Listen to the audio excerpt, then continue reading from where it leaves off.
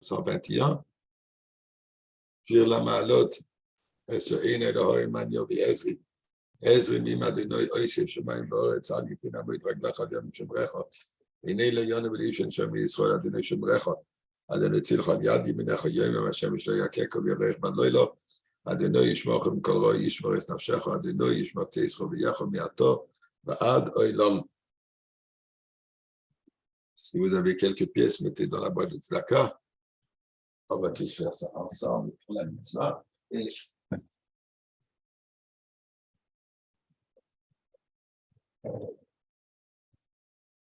bien, on va faire le partage de l'écran.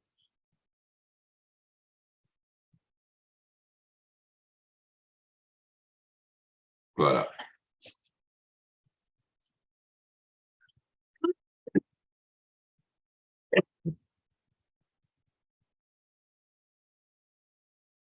Je vais vous raconter une histoire pertinente au sujet que nous allons étudier.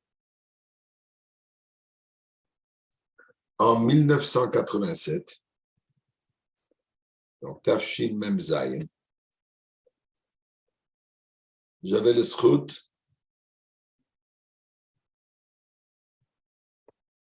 de partir en shlichut, une mission, ce qu'on appelait les missions secrètes, en Russie. Ça, c'était Russie, quand la Russie était encore sous la dictature communiste, dans toute son ampleur, dans toute sa force, dans toute sa sévérité, dans toute sa méchanceté contre Am Israël, contre le peuple juif, contre les chassidim en particulier, et qui était toujours penché sur détruire, anéantir totalement toute semblance de judaïsme. Durant toute l'époque, durant tout le temps, depuis que le rabbi précédent a dû quitter la Russie après qu'il a été emprisonné, il y avait toujours des chassidim qui ont continué à œuvrer avec un sirut nefesh extraordinaire. Et nombreux sont les chassidim qui ont payé avec leur vie. Et comme on le sait que la neige blanche de Sibérie, elle a plein de taches de sang de chassidim. Plein de taches rouges qui est recouvert et encore recouvert, et d'autres taches, et ainsi de suite. Le Messirut Nefesh des chassidim de Rabbi précédent était inconcevable, incompréhensible. Et durant tout ce temps, jusqu'à Tafshin Nun Bet, il y a eu la grande transformation, la révolution, où, comme le Rebbe a expliqué que ceci fait toute part de transformation que Mashiach amène dans le monde, il y avait toujours des chassidim qui en cachette continuaient à vivre vraiment comme des chassidim à tous les niveaux, avec tous les hidurim, avec tous les détails, l'étude de la chassidut, des Fabrengen, la prière, Avodat Hashem, et bien sûr aussi Hafatza. Ils ont toujours essayé de trouver encore un juif, encore un enfant pour enseigner la Torah, encore un enfant pour lui enseigner l'alphabet. Et là où il n'y avait plus de synagogue, ça se passait tout en cachette. Et dans les endroits, il y avait des gens qui avaient dans leur maison, ils ont construit un petit mikvé qui était loin de luxe, mais c'était cachère à 100% pour que les familles qui ont besoin de mikvé puissent aller au mikvé.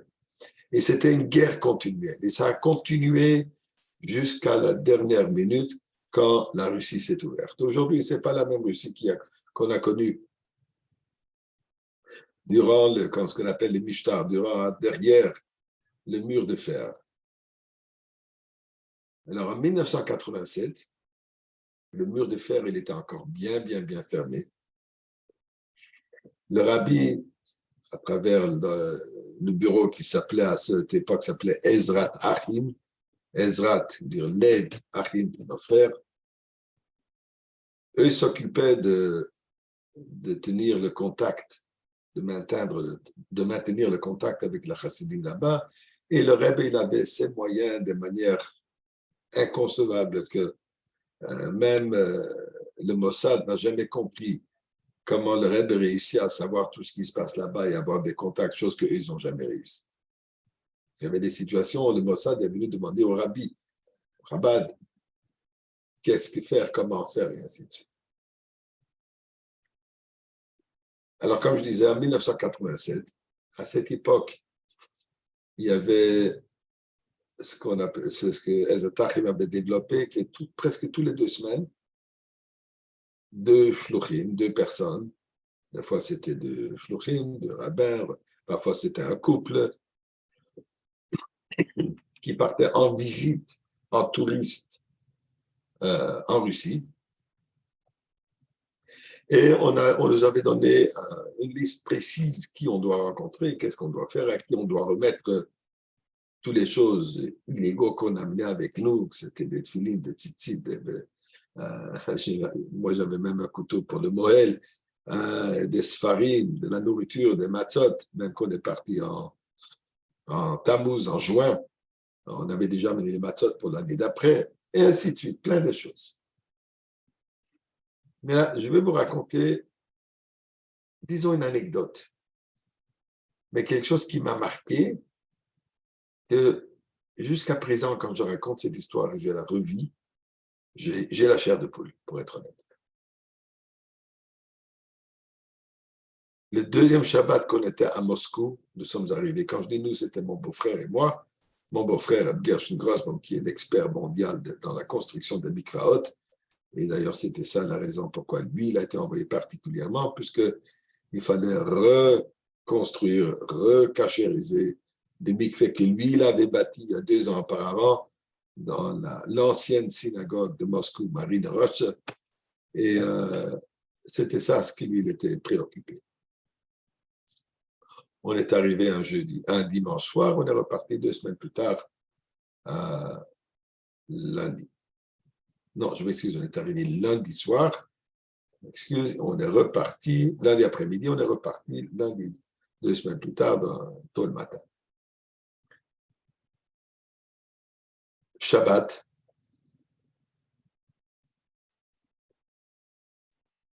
On est parti faire la prière dans cette petite synagogue. C'était la synagogue qui s'appelait Marine Roche. Dans cette synagogue, le rabbi président, il a prié quand il était à Moscou. Et miraculeusement, cette petite synagogue, qui était une baraque en bois, elle a pu tenir, exister malgré tout le pouvoir communisme. Cette synagogue est toujours restée, elle était toujours restée active. Ça, c'était l'endroit où les chassidim se retrouvaient en cachette. Là, les mikvahs étaient construits, et c'est là où les choses se passaient.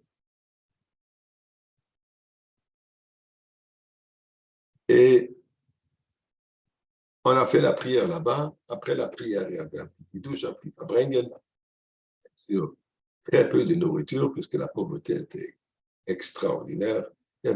Pourtant, il y avait de la vodka. Ça, il y en avait, et ça, il y avait en masse. Après le fabrengen qu'on a eu à table, échange de pensées,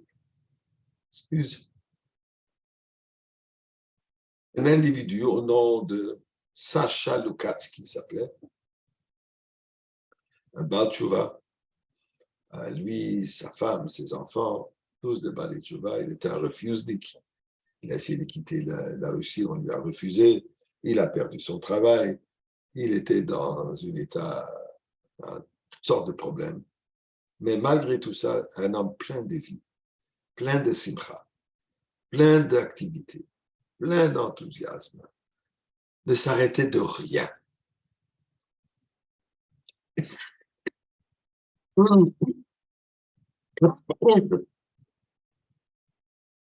Ses enfants l'ont suivi dans son mode de vie. Alors, il nous invite à aller manger chez lui pour Shabbat à midi. On le refuse puisque c'était illégal.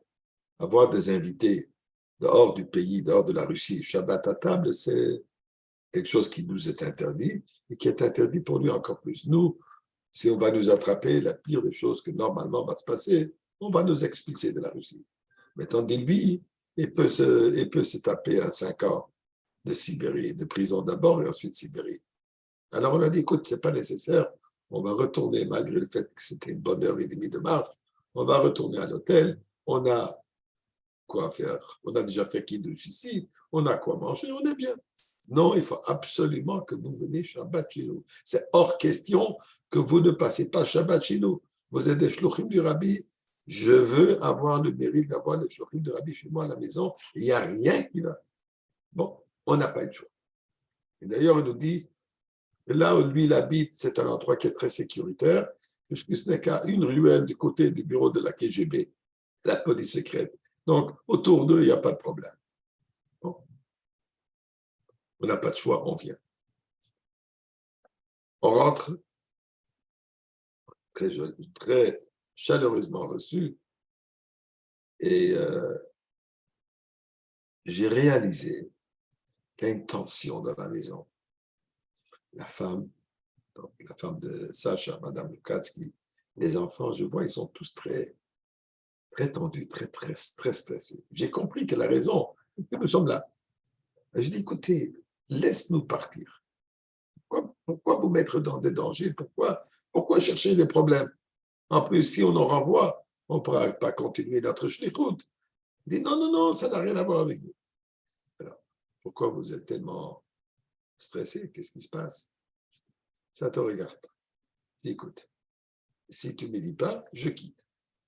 Et se met à rire d'abord. Quitter, tu ne peux pas, puisqu'ici en Russie, quand on ferme une porte, elle est fermée des deux côtés, de l'intérieur et de l'extérieur. Donc, tu ne peux pas quitter. Si moi, je te fous par la porte, tu ne peux pas quitter. Ça, c'est premièrement. Puisque tu insistes, je vais te dire de quoi il s'agit. Eh bien, nous avons une fille de 16 ans. Bien sûr, elle est à l'école publique. Très, très bonne élève. Une élève brillante. Et fille très religieuse. Et que tous les Shabbats, elle s'organise d'une manière ou d'une autre de ne pas devoir aller à l'école. Et chaque vendredi, elle raconte une autre histoire au professeur, à la maîtresse d'ailleurs. Et elle s'organise toujours de ne pas, que la maîtresse lui donne la permission. Il me dit, il me semble que la maîtresse, elle doit être juive, et elle a compris le jeu, et elle a décidé de ne rien dire. Surtout puisque ma fille, il dit, c'est une fille brillante. Elle est la meilleure en classe. Elle est la plus, la plus glorifiée en classe. Elle participe dans toutes les activités hors de classe. Et vraiment, c'est une fille exemplaire. Donc, la maîtresse la laisse. Vendredi, donc hier, le directeur de l'école est rentré en classe et a annoncé qu'étant donné que demain, il y a des examens, c'est hors question, il y a un élève qui manque en classe. Et d'une certaine manière, il a regardé ma fille. S'il y a une fille qui ne sera pas là en classe demain, elle sera expulsée de l'école. Maintenant, il faut comprendre qu'en Russie, quand on dit expulsé de l'école, c'est une sentence vie, puisque vous risquez que les autorités viennent chez les parents, fassent une grosse vérification de ce qui se passe dans la famille, risquent d'enlever cet enfant et les autres enfants aussi. Donc, on ne joue pas avec ça.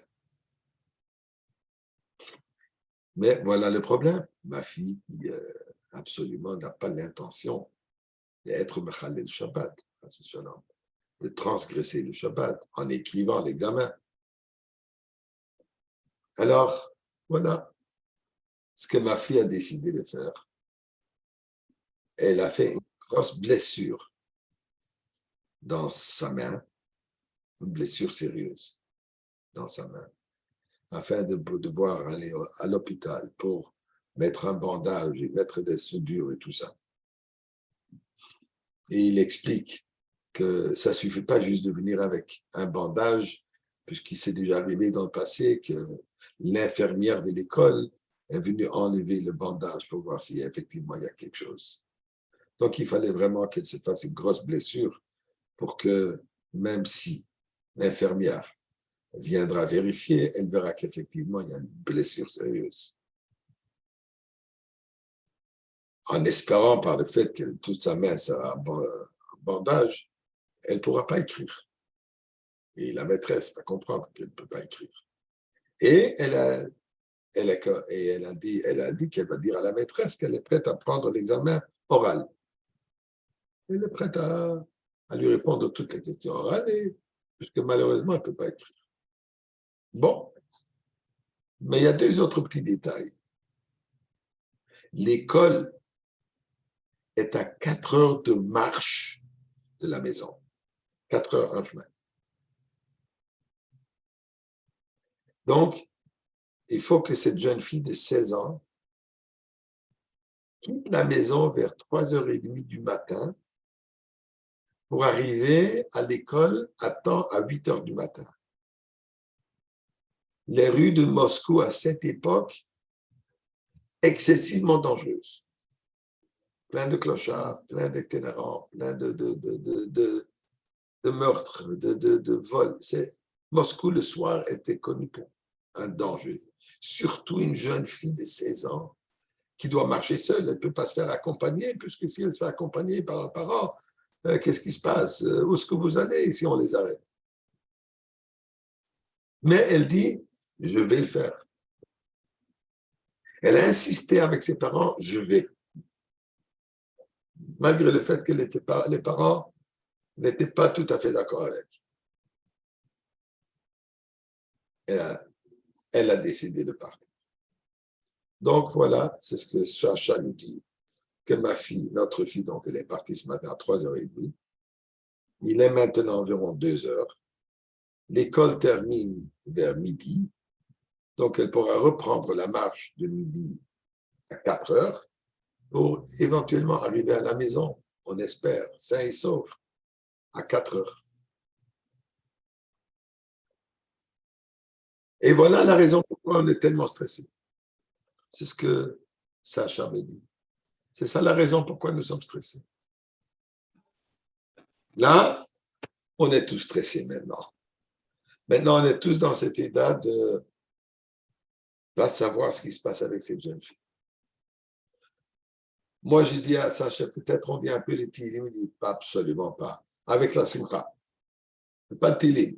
On est joyeux, c'est Shabbat, on se met à table, on va chanter les chants chassidiques, on va faire les émirats comme il se doit, il faut surmonter ce moment de stress, il faut surmonter ce moment d'insécurité par la simcha de Shabbat. J'étais surpris. Honnêtement, j'étais vraiment affecté par cette réaction de Sacha. Mais on a fait une façade et derrière cette façade, il y a quand même une tension. Vers 4h15, on entend à la porte un petit, très faiblement cogner à la porte. Maintenant, il faut que j'explique. Si quelqu'un frappe très fort à la porte, c'est habituellement la police.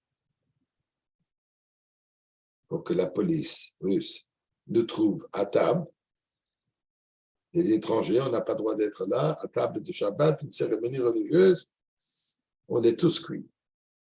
Alors je regarde Sacha, je dis, où est-ce que je vais? Mais tu ne vas pas te cacher, puisque si c'est la police, ils vont te trouver. Reste à table et fais comme que s'il n'y a rien. Quand c'est faible, là, ça peut être un voisin, ça peut être la fille, comme ça peut être aussi un policier, mais qui se cache de cette manière. Eh bien, la mère, donc l'épouse de Sacha, elle va à la porte, elle ouvre, je ne sais pas comment on appelle ça, des petits trous, comme l'œil de la porte pour qu'il puisse voir. Et nous, on la regarde, on est tous tendus. Et dès qu'elle a ouvert ce petit œil, On voit un grand sourire sur son visage. On a compris, c'est sa fille. Elle ouvre vite la porte. La fille rentre, elle referme tout de suite la porte à clé. Et il n'y a pas besoin de vous dire comment c'était cet embrassement, cet enlacement de mère et fille. Maman et fille, Baruch Hashem. Baruch Hashem, la mère qui dit que tu es là. Quand la mère l'a laissé de ses bras, les premières paroles, les premiers mots qui sortent de la bouche de cette jeune fille de 16 ans, qui vient d'avoir une expérience extrêmement dure. 8 heures de marche, danger chaque moment qu'elle est dans la rue, assoiffée, épuisée. C'est un jour d'été. Et elle n'a pas où s'arrêter, acheter quelque chose à boire ou prendre quelque chose à boire. Je suppose qu'à l'école, elle a pu boire quelque chose. Mais depuis 4 heures de marche de retour, après déjà avoir marché le matin à 4 heures, la première chose qu'elle dit, elle a dit en russe, mais on me l'a traduit. Baruch Hashem, ça j'ai compris, parce qu'elle a dit en hébreu. Et ensuite, il dit, je n'ai pas écrit.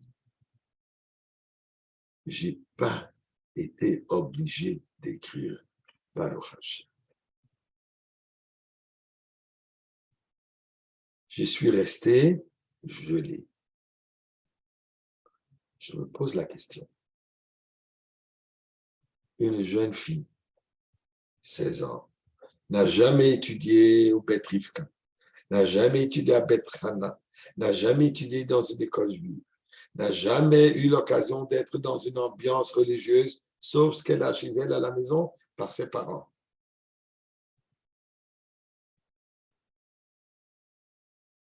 D'où est-ce qu'elle prend ce Messirut Nefesh? D'abord, le Messirut Nefesh d'entreprendre cette excursion. Premièrement. Deuxièmement, elle est finalement rentrée. Moi, ce que je m'attendrais, donne-moi une chaise, donne-moi quelque chose à boire, s'il te plaît. Rien de tout ça. Rien de tout ça. Tout ce qu'elle dit, la première chose qu'elle dit, Baruch Hashem, je n'étais pas obligé d'écrire. Baruch Hashem, j'ai pu éviter Chilul Shabbat.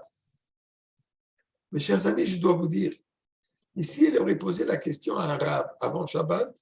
Le rave lui aurait dit, prends le bus, écris, puisque c'est un danger de vie. Ce n'est pas une question de je peux m'intéresser carrément, ne pas y aller cette journée à l'école, ne pas écrire. Ce serait un danger de vie. Elle ne voulait rien savoir de tout ça. Elle a entrepris cette démarche extraordinaire. Et c'est ce qu'elle a en tête, la première chose de quoi elle est heureuse. En revenant finalement à Baruch Hashem, elle est arrivée saine, sauf à la maison. La première chose qu'elle veut partager avec les parents, la grande simcha qui est quoi? Baruch Hashem, je n'ai pas dû écrire. D'où vient cette force de caractère? D'où vient cette force de Messirut Nefesh? D'où vient cette force d'esprit de pouvoir vivre et agir de cette manière? Une jeune fille de 16 ans qui est éduquée dans l'ambiance communiste, qui est éduquée dans une école publique de Moscou.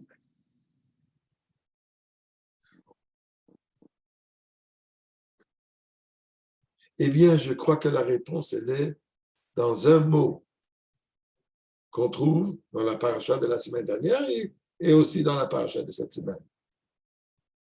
Je ne devrais pas dire dans un mot, peut-être dans un objet. Et je m'explique. Pour la construction du Mishkan,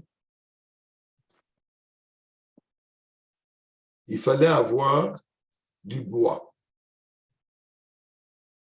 Comme on voit ici, le passouk de dire dans Trouma, il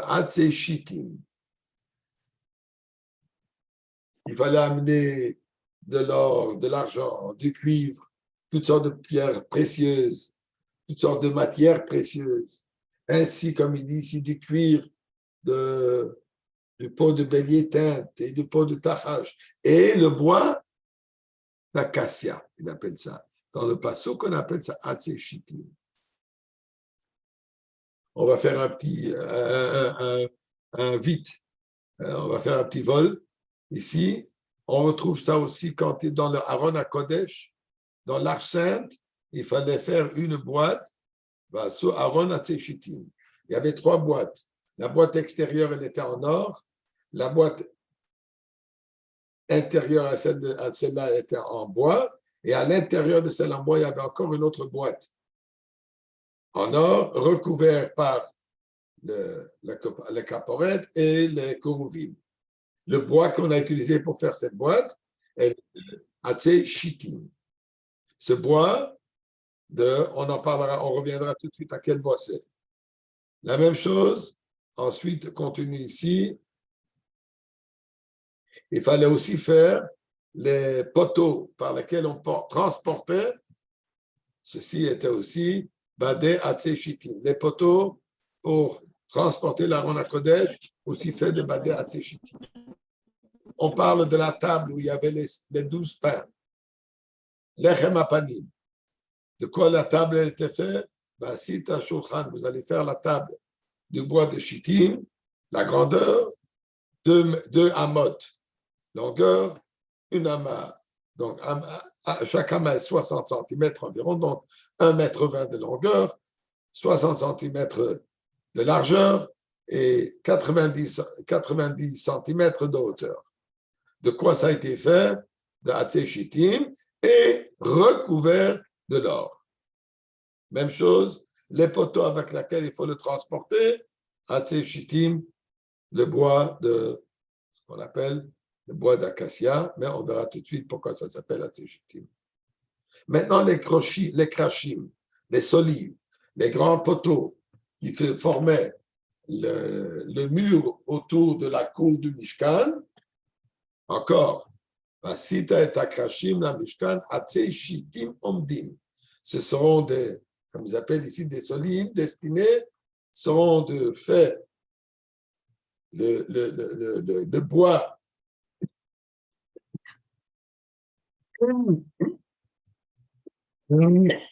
excuse, Omdim, perpendiculaire, debout. Ensuite, pour tenir ces bois un à côté de l'autre comme il se doit, ils ont fait une sorte de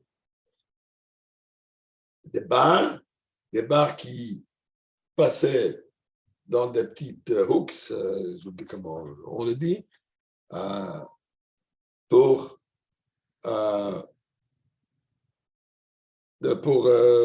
encore tenir ces bois ensemble. La même chose, ensuite il y avait le bari achatichon, un morceau de bois qui est passé parmi tous les murs du Mishkan pour les tenir ensemble. Ceci, ça aussi, ça a été fait à Hatzei Shittim.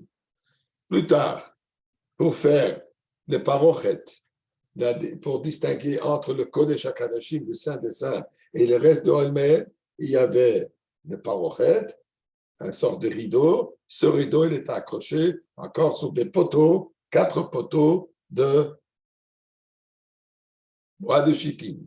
Finalement, à l'entrée du Mishkan, il y avait aussi une sorte de porte en rideau et la massach, comme on dit, c'est un rideau. Il y avait 5 colonnes sur lesquelles il fallait accrocher ce rideau qui formait l'entrée principale pour le Mishkan. Donc, nous retrouvons ici que dans l'entité du Mishkan, il y avait partout ce Hatzei Shittim.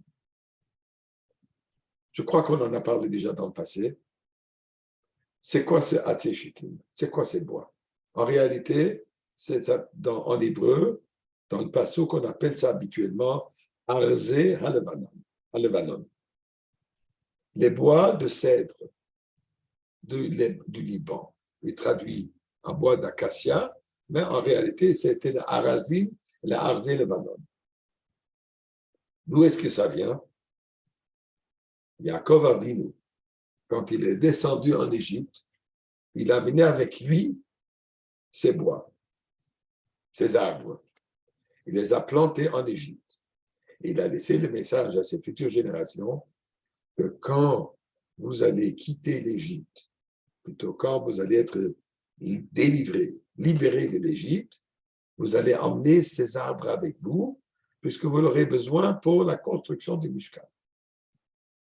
Donc, 210 ans sont passés depuis que Yaakov est arrivé en Égypte jusqu'à la sortie d'Égypte, avec l'esclavage et l'exil égyptien féroce qu'on connaît. On a tous entendu, étudié, entendu parler. Qui s'est occupé de ces bois, de ces arbres? Alors, il y avait des individus, un groupe d'individus, de génération en génération. Eux se sont occupés à planter et replanter et assurer que ces arbres poussent comme il faut, que ces arbres restent intacts pour qu'on puisse ensuite les amener avec eux. Le Midrash de nous dire que les gens, quand ils ont vu ces individus en train de s'occuper de ces arbres, ils les appelaient les idiots. Chitim du mot choté, imbécile. Shtut, stupidité. Pourquoi? Il leur disait, écoutez, qu'est-ce que vous êtes en train de faire? Ça fait 200 ans qu'on est déjà ici en Égypte. Vous pensez qu'un jour on va sortir de cet exil? Vous pensez qu'un jour on va sortir de cet esclavage? Faisons face à notre réalité. Ça, c'est notre destin. Nous allons toujours être des esclaves. Nous allons toujours être des prisonniers ici chez Pharaon. Et c'est ça notre destin. Ne vous accrochez pas à des fausses croyances. Ne vous accrochez pas à des faux espoirs. En bon anglais, wake up and smell the coffee. Soyez réalistes. À quoi vous vous accrochez? On les appelait les idiots, les chotim, les imbéciles. Mais comme nous savons, ils ont raison. Pour cela, la Torah, comme récompense et comme attestation à cette foi absolue, la Torah appelle ces bois qui est devenu le symbole de la sortie d'Égypte, de la croyance d'Égypte. La Torah appelle ces bois Atzei Shittim, le bois de Shittim. Bon, mais qu'est-ce que ça nous représente finalement dans le Beth Amikdash? Eh bien, nous connaissons le passage. Il dit, Va'asuli Mikdash v'shachati betocham. Faites-moi un Mikdash et je vais résider parmi vous au pluriel. Nous dit la Chachamim que la Torah, Dieu ne dit pas je vais aller me construire un édifice, un Mishkan, un sanctuaire et je vais résider dans ce sanctuaire, mais je vais résider au pluriel chez vous. En d'autres mots, que chacun de nous doit devenir ce sanctuaire pour Akadosh Baruch Hu. Nous sommes ce Mishkan, nous sommes ce Mikdash. Eh bien, voyons quelques objets. On va juste prendre quelques petites idées. L'Aaron HaKodesh, qu'est-ce qu'il représente? Dans notre Mishkan, dans notre sanctuaire, où est cet endroit, l'Aaron HaKodesh, l'Arche Sainte? Eh bien, l'Arche Sainte, qu'est-ce qu'il y avait à l'intérieur de l'Arche Sainte? Les louchot, les tables de la loi. Et ainsi que la Torah que Moshe Rabbeinu a écrit. Ça, c'était de côté sur une petite planche. Il y avait aussi la manne, une cruche de manne et le bâton d'Aaron HaKohen. Mais principalement, l'Aaron HaKodesh contient la Torah, contient les 10 commandements, contient les paroles de Torah. Donc, ceci devient notre Aaron HaKodesh, notre étude de la Torah, notre esprit, notre implication dans l'étude de la Torah. Ça, c'est l'Aaron HaKodesh, l'Arche sainte de nous. Ensuite, le deuxième objet est quoi? Le Shulchan, la table. Qu'est-ce qu'il y avait sur cette table? Il y avait les 12 pains. Ces 12 pains qu'à la fin de la semaine, Shabbat, les Kohanim se le partageaient, le mangeaient et on remettait du frais. Toutes les semaines. Ceci représente notre vie matérielle, la nourriture. L'Aaron HaKodesh représente l'étude de la Torah. Le Shulchan représente nos besoins mondains, nos besoins que, comme Dieu a créé l'être humain, Dieu a créé les Juifs, une fusion de divin et matériel. Le divin a besoin de la Torah, le corps physique a besoin de la nourriture physique. C'est ça ce que le Shulchan représente. Nous dit la Torah, attention, l'Aaron HaKodesh, la table, tout cela a besoin d'Atzé Shittim. On va continuer. Il y a les poteaux. Il y a les poteaux. Il y a ceux qui soutiennent la Torah. Ceux qui portent la table. Les poteaux qui font la clôture autour du Mishkan. Ceux qui tiennent les rideaux.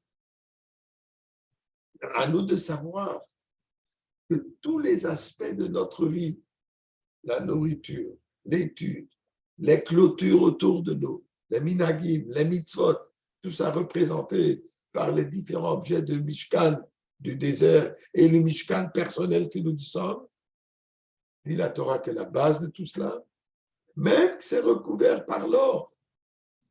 L'or qui est doré, qui est beau, qui est extraordinaire, qui brille.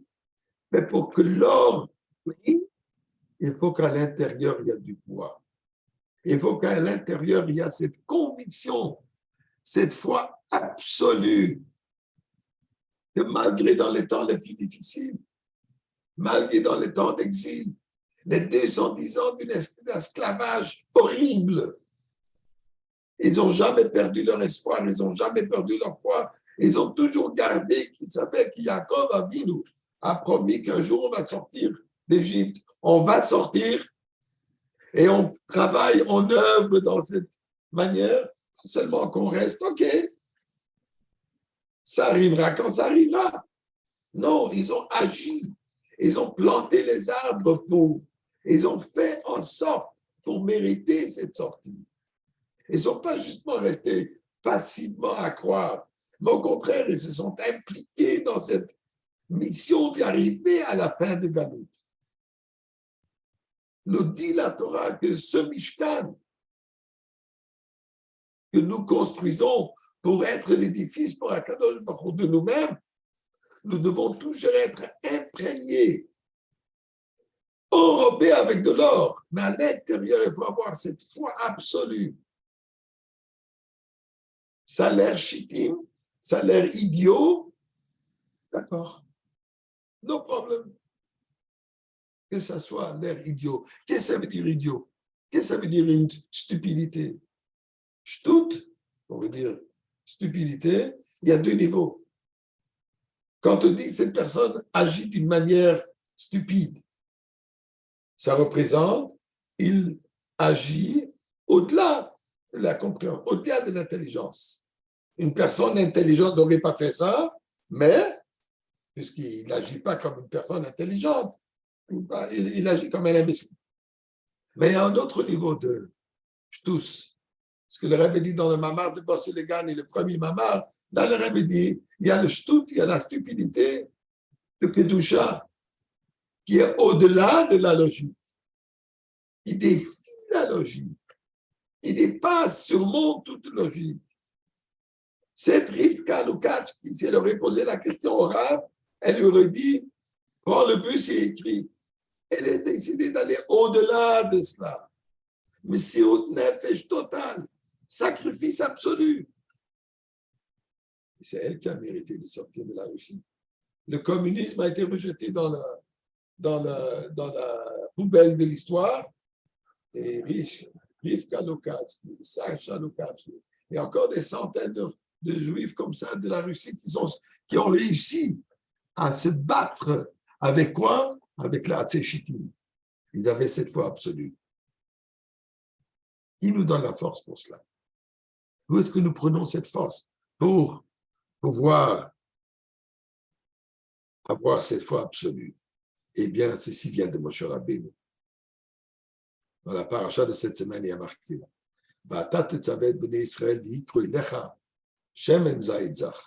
Dieu dit à Moshe Rabbeinu, ordonne au peuple juif, Bnei Israël, qu'il t'amène l'huile pure.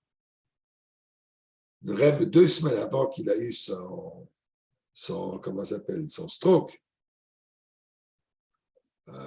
j'oublie le mot en français, cérébral, j'oublie le mot avant ça. Okay? 2 semaines avant, un peu moins de 2 semaines, le Rebbe a distribué pour des milliers de chassidim un kuntras, un mamar intitulé Va'ata Tetzaver. Là, le Rebbe explique dans ce mamar la raison pourquoi le nom de Moshe Rabbeinu n'apparaît pas dans la paracha Va'ata Tetzaver. Pourquoi? Puisque Dieu parle à Moshe Rabbeinu à un niveau supérieur.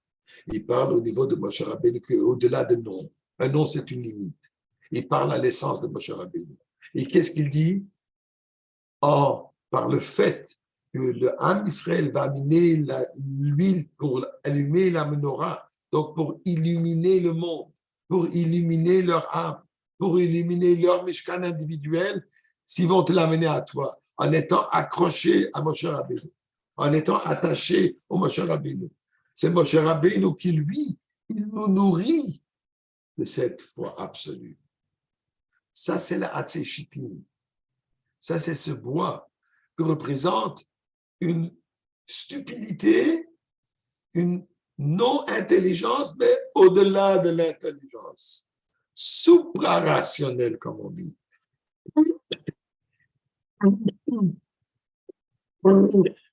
Au-delà de tout rationnel. En agissant de cette manière, on construit le Mishkan. En agissant de cette manière, nous sommes tous le Mishkan. On va se retrouver aujourd'hui même, Zayin Adar, avec Moshe Rabbeinu, avec le Rebbe Melech HaMashiach, on va se retrouver dans le Beth Amikdash, toute son ampleur, et ça va briller, comme on voit que tout est recouvert de l'or. Ce sera déjà l'or de la Goula, et le bon Olam, il est temps que tu le fasses aujourd'hui même. Rendez-vous à l'entrée principale du Beth Amikdash. Kol Tov, bonne journée. Bye, Rabbi. Bye. Thank you. Bye.